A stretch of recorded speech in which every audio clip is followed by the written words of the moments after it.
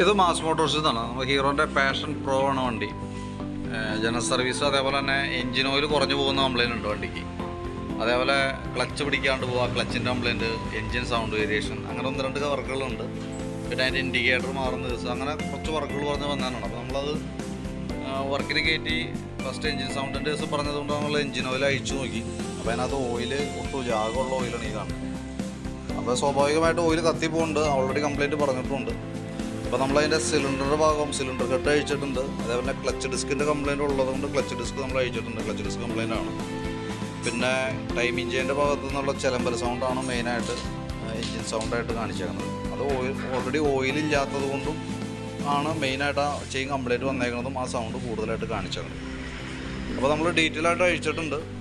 അതിൻ്റെ കംപ്ലയിൻറ്റ് എന്ന് പറഞ്ഞാൽ ഓയിൽ കുറഞ്ഞു പോകുന്നതിൻ്റെ മെയിൻ ഒരു റീസൺ എന്ന് പറഞ്ഞാൽ സിലിണ്ടറിനകത്തൊക്കെ അത്യാവശ്യം നല്ല രീതിയിൽ തന്നെ സ്ക്രാച്ചസ് വന്നിട്ട് ആ മാർക്ക് ചെയ്ത ഭാഗത്തേക്ക് നോക്കിക്കഴിഞ്ഞാൽ അറിയാം, നമുക്ക് നല്ല രീതിയിലുള്ള ലൈൻ വരപ്പെട്ടേക്കണമാണ് അതിൻ്റെ ഉള്ളിൽ. അപ്പോൾ അത് ശരിക്കും റിങ്സ് കവർ ചെയ്യാണ്ട് വരികയും അതിനുള്ളിൽ കൂടെ ഓയിൽ കയറി വരികയും കത്തിപ്പോവുകയും ചെയ്യും. അതാണ് മെയിനായിട്ട് അതുമായി ബന്ധപ്പെട്ടാണ് കംപ്ലയിൻറ്റ് കേട്ടോ.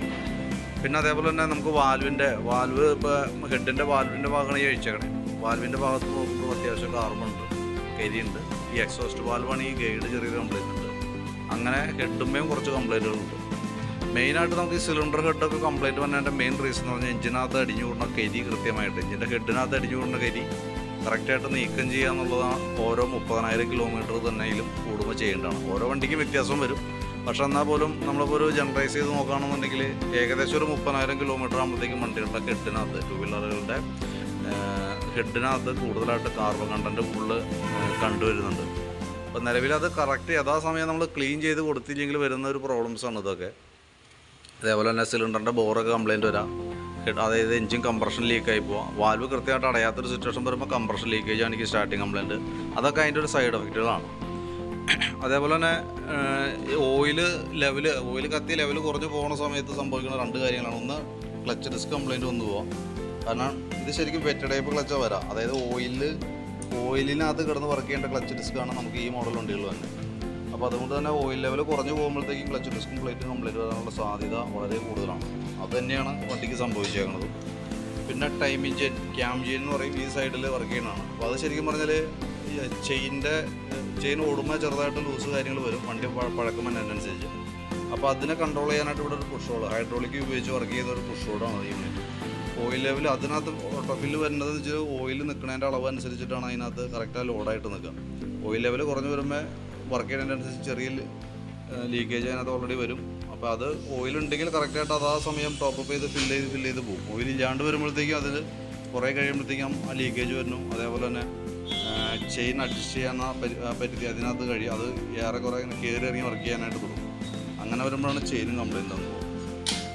ഇപ്പോൾ സംഭവിച്ചുകൊണ്ട ദിവസം എന്ന് വെച്ചാൽ ക്ലച്ച് ഡിസ്ക് മാറണം, ടൈമിംഗ് ചെയിൻ മാറണം. അതേപോലെ തന്നെ സിലിണ്ടർ കെട്ടിൻ്റെ ഭാഗത്ത് ഒന്നോലെ സിലിണ്ടർ കെട്ട് മാറ്റിയിടണം, അതല്ലെങ്കിൽ സിലിണ്ടർ ബോർ ചെയ്ത് തന്നെ യൂസ് ചെയ്യണം.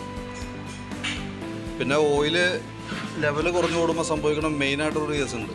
ഇതെൻ്റെ മെയിനായിട്ട് തന്നെ ക്രാങ്ക് ഷാഫ്റ്റ് എന്ന് പറഞ്ഞ യൂണിറ്റാണ്. ക്രാങ്ക് ഷാഫ്റ്റ് ശരിക്കും പറഞ്ഞാൽ ക്രാങ്ക് ഷാഫ്റ്റും വേണം നമ്മൾ ഈ പറഞ്ഞ എല്ലാ ഭാഗങ്ങളും നമ്മൾ സെറ്റ് ചെയ്ത് തന്നെ. അതായത് പിസ്റ്റണൊക്കെ കണക്ട് ചെയ്യുന്നത് ഇതുമയാണ്. അവിടെ നിന്നാണ് സിലിണ്ടറൊക്കെ ബിൽഡ് ചെയ്ത് ഹെഡ് ബിൽഡ് ചെയ്താണ് കയറി വരാം. അപ്പോൾ ഓൾറെഡി ഈ കണക്ടർ റോഡിൻ്റെ ബെയറിങ്ങിന് കംപ്ലയിൻറ്റ് വന്നാൽ സ്വാഭാവികമായിട്ടും അതുമ്പോൾ കണക്ട് ചെയ്താണ് പിസ്റ്റൺ ഷെവറിങ് കാണിക്കും, സിലിണ്ടർ കംപ്ലയിൻറ്റ് വരും. അങ്ങനെ അടിക്കടി ഓരോ പാർട്സുകൾ ഡാമേജിലേക്ക് പോകും. അപ്പോൾ ഇതിനിപ്പോൾ നിലവിൽ ഓയിൽ ലെവൽ കുറഞ്ഞു പോയി കംപ്ലയിൻറ്റ് വന്നിട്ടുണ്ട്. ഇവിടെ നോക്കുമ്പോൾ അറിയാം ഇത്ര നല്ല രീതിയിലുള്ള ഷെയ്ക്ക് കാണിക്കുന്നുണ്ട്. അത് നമ്മൾ ഓരോ പൊസിഷനിലും 4 ആംഗിളിലും നിർത്തി ചെക്ക് ചെയ്യുമ്പോൾ 4 ആംഗിളിലും സെയിം കംപ്ലയിൻ്റ് ആയിട്ട് തന്നെ കാണിക്കണം കേട്ടോ. അപ്പോൾ ശരിക്കും പറഞ്ഞാൽ നമുക്കിപ്പോൾ ശരിക്കും ഇതിപ്പോൾ ഫുള്ളായിട്ട് എൻജിൻ വർക്കായിട്ട് ചെയ്യേണ്ട ഒരു സിറ്റുവേഷനിലാണ് ഇപ്പോൾ വണ്ടി നിൽക്കണേ. കാരണം എന്ന് വെച്ചാൽ ഇപ്പോഴത്തെ സിറ്റുവേഷനിൽ നിലവിൽ സൗണ്ട് ഇല്ലെങ്കിൽ കൂടി നമ്മളിപ്പോൾ ഇതുമ്മേക്ക് ബാക്കിയത്തെ എല്ലാ ഭാഗങ്ങളും സെറ്റ് ചെയ്ത് റെഡിയാക്കി കയറ്റി കഴിയുമ്പോൾ ഓയിൽ ലെവലില്ലാതെ ഈ വണ്ടി എന്തോരം ഓടിയിട്ടുണ്ടെന്നുള്ള ദിവസം നമുക്ക് കൃത്യമായിട്ട് പുറമേ നിന്ന് ഗസ് ചെയ്യാൻ പറ്റില്ല. അതേപോലെ തന്നെ ഓയിൽ ലെവൽ കുറഞ്ഞ് ഓടിയിട്ട് ഈ കണക്ടർ റോഡിൻ്റെ പിന്നിന് തേമാനം വന്നിട്ടുണ്ടോ എന്ന് നമുക്ക് പുറമേ നിന്ന് ഒരു കാരണവശാലും അറിയാൻ പറ്റില്ല. അതിനെ നമ്മൾ ഈ പ്ലേയുടെ അടിസ്ഥാനത്തിലാണ് നോക്കുക. കൂടുതലായിട്ട് പ്ലേ ഉണ്ടെങ്കിൽ അതനുസരിച്ച് നമുക്ക് കംപ്ലൈൻറ്റ് ആണെന്നുള്ള രീതിയിൽ വേണം മനസ്സിലാക്കാനായിട്ട്. ആ ഒരു പരിധി, അതിൻ്റെ ആ അളവിൻ്റെ ഒരു പരിധി ഓൾറെഡി ഇതിനെ കഴിഞ്ഞ രീതിയിലാണ് ഇതിൻ്റെ പ്ലേ കാണിക്കുക. അപ്പോൾ നമുക്ക് ആ കംപ്ലയിൻറ്റ് റെഡി ആവണമെന്നുണ്ടെങ്കിൽ ഈ ഐറ്റം തുടങ്ങി ക്രാങ്ക് ഷാഫ്റ്റ് തുടങ്ങി ഫുള്ളായിട്ടാണ് നമുക്ക് ചെയ്തു വരേണ്ടത്. അപ്പോൾ ശരിക്കും പറഞ്ഞാൽ ഫുൾ എൻജിൻ വർക്കിൻ്റെ അതേ ഒരു മെയിൻ്റനൻസ് ഇപ്പോൾ നിലവിൽ വണ്ടിക്ക് ഉണ്ട്. ആ രീതിയിൽ ചെയ്താൽ തന്നെയാണ് നമുക്ക് അതിൻ്റെ വർക്ക് 100% നമുക്ക് ഒരു ഗ്യാരണ്ടിയോടുകൂടി ചെയ്യാനായിട്ട് പറ്റും. ഇനി അതല്ലെങ്കിൽ നമുക്ക് ചെയ്യാം. അതങ്ങനെ വരുമ്പോഴത്തേക്ക് നമുക്ക് അപ്രോക്സിമേറ്റ് എനിക്ക് തോന്നുന്നു ഒരു പാർട്സ് ഐറ്റംസ് തന്നെ എഞ്ചിൻ വർക്കിൻ്റെ പാർട്സുകൾ മാത്രം തന്നെ വരുമ്പോൾ ഏകദേശം ഒരു 10 രൂപ 11 രൂപ താഴെ നമുക്ക് പാർട്സുകൾ മാത്രം വരും. ലേബർ ചാർജ് അഡീഷണൽ വരും. അപ്പോൾ ആവറേജ് ആ റേഞ്ചിൽ വരും ചെയ്യുമ്പോൾ. ഇനി അതല്ലെങ്കിൽ ചെയ്യാമെന്ന് പറഞ്ഞാൽ മാക്സിമം റേറ്റ് കുറച്ച് ചെയ്യാമെന്ന് വെച്ചാൽ നമുക്ക് പിസ്റ്റൺ മാത്രം മാറ്റിയിട്ട് സിലിണ്ടർ പതുക്കെ ലൈത്തി കൊടുത്ത് ബോർ ചെയ്ത് യൂസ് ചെയ്യാം. അത് വാൽവൊക്കെ ക്ലിയർ ചെയ്ത് റീസെറ്റ് ചെയ്യാം. അങ്ങനെ ചെയ്യുമ്പോഴും നിലവിൽ ഈ പറഞ്ഞ പോലെ ഇപ്പോൾ ഉള്ള കംപ്ലയിൻറ്റ് റെഡി ആവുമെങ്കിൽ പോലും ഈ കണക്റ്റിംഗ് റോഡിൻ്റെ ബെയറിങ് എപ്പോഴാണോ കംപ്ലൈൻറ്റ് കാണിക്കുക, അതിപ്പോൾ ചിലപ്പോൾ തൊട്ടടുത്ത മാസങ്ങളിലാവാം, ചിലപ്പോൾ ഒരു വർഷം കഴിഞ്ഞിട്ടാവാം. എങ്ങനെയായാലും ഇത് എപ്പോൾ കംപ്ലൈൻറ്റ് ആവും എന്നുള്ള ദിവസം 100% ഉറപ്പാണ്. കാരണം എന്ന് വെച്ചാൽ ലൂബ്രിക്കേഷൻ നടക്കാണ്ട് ഹീറ്റിംഗ് ആയി ഓടിയേക്കണ പാർട്സുകൾ തേയ്മാനം സംഭവിച്ചിട്ടുണ്ടാവും.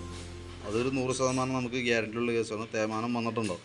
കാരണം മധുര ഐറ്റംസ് എന്ന് പറഞ്ഞാൽ നല്ല ഹീറ്റിങ്ങിൽ വർക്ക് ചെയ്യണതാണ്, ഹൈ RPM നല്ല ഹൈ സ്പീഡിൽ വർക്ക് ചെയ്യുന്ന ഒരു യൂണിറ്റാണ് അതൊക്കെ.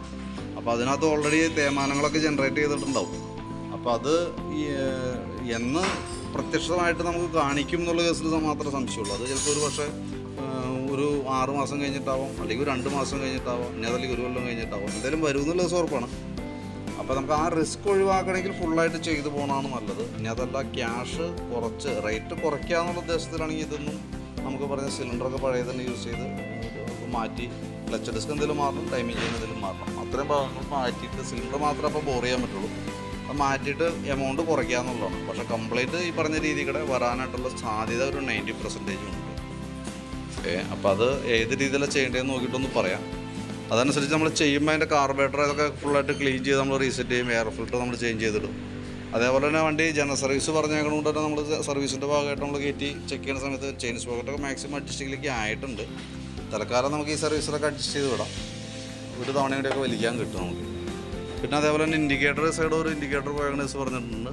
അത് നമുക്ക് മാറ്റി പിടിപ്പിക്കേണ്ടതാണ്. സെൽഫിൻ്റെ കംപ്ലയിൻറ്റ് പറഞ്ഞിട്ടുണ്ട്. നമുക്ക് ബാറ്ററി നമ്മൾ ചെക്ക് ചെയ്ത് നോക്കുന്നുണ്ട്. ബാറ്ററി നമുക്ക് വോൾട്ട് ഓൾറെഡി ചെക്ക് ചെയ്യുമ്പോൾ തന്നെ വോൾട്ട് വളരെ ലോ ആയിട്ടാണ് കാണിക്കുന്നത്. ബാറ്ററി ടെസ്റ്റിലേക്ക് കൊടുക്കുമ്പോഴും കംപ്ലൈൻ്റ് ആയിട്ട് തന്നെ കാണിക്കുന്നത് കേട്ടോ.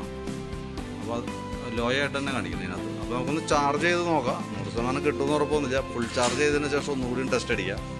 ഓക്കെ ആയിട്ടാണെന്നുണ്ടെങ്കിൽ നമുക്ക് സെൽഫ് വർക്ക് ചെയ്തോളൂ. ഇനി അതല്ലാന്നുണ്ടെങ്കിൽ ഒരു പക്ഷേ നമുക്ക് ബാറ്ററി മാറ്റി വയ്ക്കേണ്ട സിറ്റുവേഷൻ എന്തെങ്കിലും വന്നേക്കും കേട്ടോ. അപ്പോൾ ഒന്ന് വീഡിയോ കാണാം. അത് പറഞ്ഞിട്ട് ഏത് രീതിയിലാണ് നമുക്ക് ചെയ്യേണ്ടതെന്ന് വെച്ച് കഴിഞ്ഞാൽ അതനുസരിച്ചിട്ടുള്ള ഒരു എസ്റ്റിമേറ്റ് നമ്മൾ തരാം. അപ്പോൾ നോക്കിയിട്ട് ആ രീതിയിൽ ചെയ്താൽ തന്നെയാണ് നമുക്ക് ഉപകാരത്തിൽ വരുള്ളൂ. അതല്ലാന്നുണ്ടെങ്കിൽ ഇപ്പോൾ ഈ ഐറ്റംസ് ഇപ്പോൾ എഞ്ചിൻ്റെ ഫുൾ മെയിൻ്റനൻസ് ആയിട്ട് ചെയ്യുന്നതായിരിക്കും കുറേ കൂടി ബെറ്റർ. കാരണം നമുക്ക് ലേബർ കോസ്റ്റിലൊന്നും വ്യത്യാസം വരുന്നില്ല, ബാക്കിയുള്ള പാർട്സുകളുടെ റേറ്റിലും വ്യത്യാസം വരുന്നില്ല. നമുക്ക് കൂടി വരാമെന്ന് പറഞ്ഞു കഴിഞ്ഞാൽ ഈ ക്രാങ്ക് ഷാഫ്റ്റ് അതേപോലെ തന്നെ സിലിണ്ടറിൻ്റെ അതിനകത്താണ് നമുക്ക് എന്തെങ്കിലും ചെയ്യാൻ പറ്റാം. സിലിണ്ടർ പിസ്റ്റൺ മാറ്റി ബോർ ചെയ്തിരുന്നതിലും 1 year warranty already product service warranty അവർ പറയുന്നുണ്ട്. ലെയ്ത്ത് വർക്കിൽ പറയും. നമുക്ക് അങ്ങനെ പ്രത്യേകിച്ച് ഗ്യാരണ്ടി പറയാൻ പറ്റില്ല. കാരണം എന്താ വെച്ചാൽ കംപ്ലയിൻറ്റ് ഇത് ഓൾറെഡി കണക്റ്റഡോടെ കംപ്ലയിൻറ്റ് ഉള്ളതുകൊണ്ട് നമുക്കൊരു 100% ഗ്യാരണ്ടി നമുക്ക് പറയാൻ പറ്റില്ല. പക്ഷേ കംപ്ലയിൻറ്റ് വരും എന്നുള്ള കേസ് 90% നമുക്ക് ഉറപ്പായിട്ടുള്ളൊരു കേസ്. വീഡിയോ കണ്ടിട്ട് നോക്കിയിട്ടൊന്ന് പറയാം. എന്നിട്ട് ഏത് രീതിയിലാണ് ചെയ്യേണ്ടതെന്ന് വെച്ച് കഴിഞ്ഞാൽ അതനുസരിച്ചിട്ട് നമുക്ക് വർക്ക് കംപ്ലീറ്റ് ചെയ്യാം. എന്തെങ്കിലും റിപ്ലൈ കിട്ടിയിട്ട് അതനുസരിച്ചിട്ടാണ് വർക്ക് ചെയ്യുള്ളൂ എന്തെങ്കിലും.